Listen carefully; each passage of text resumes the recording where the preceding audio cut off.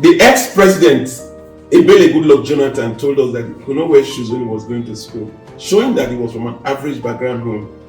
He was a zoology teacher. He read zoology and was from Ofutueke, one of the most smallest tribes that you have in Nigeria. He wasn't known in the north. He was not known in the east. Even in the south, where he came from, he was not known. But he became our president. If he has the fear of having a godfather to succeed, he never would have been able to come out as a deputy governor and eventually became president of this country. Another fear that a lot of people have is that, oh, I don't have capital to start business. If having money is a prerequisite for success, then every poor man's child will not succeed in this world. If you look at it, go around your community, you see that most of the people that had very rich parents hardly do well. There was a man that was the richest man in Africa when he was alive. His name is MKO Abiola. When he died, when they divide his property among his children, all of them are supposed to be billionaires. But today, you hear the names of the children. Money is not the reason why people don't succeed.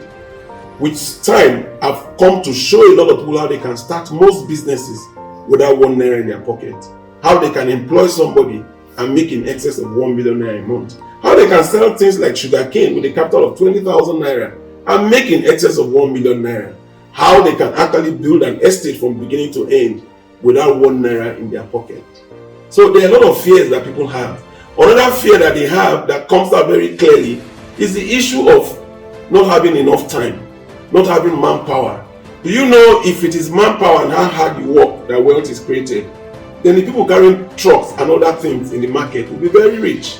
But that's not the situation. The biggest challenge that we have in Nigeria and Africa today is the issue of unemployment.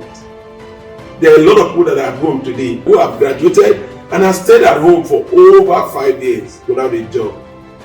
A young girl walked into my office and told me, I hear you teach people how to succeed.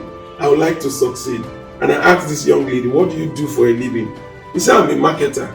I said, how much do they pay you when you work? He said 30,000, which is the minimum wage in Nigeria. And I asked her to divide what he earns monthly by 30 days. So I will know what he earns every day.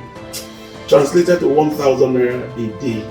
And I asked this young lady, how much you pay to and fro for transport from where you stay to where you work? He said he pays 600 naira. I said, how much do you eat during the break time? He said 500 naira. I said, how much do you use on the average on airtime? He said 200 naira. And I asked her, what's your take home from this daily 1,000 naira earnings that you have? He said it's minus 300. I said, you see, that's why you're not successful. I said, come, I will show you how you can actually create jobs for yourself by just employing people, and you make in excess of 1 million naira. So today, I tell you, these excuses that people make, which I call excuses, contribute to the level of unemployment and poverty that we have in Nigeria. Not having enough education, not having godfathers and people who can influence their getting a job, unemployment, not having capital, not having enough time and energy. All these are excuses that people give. And I tell you, with or without these things, you can succeed. And that is one of the things that I correct in a lot of people that come into my mentoring training. A lot of people come with those fears, and by the time they leave me, those fears evaporate. And I start showing them how they can succeed with what they do.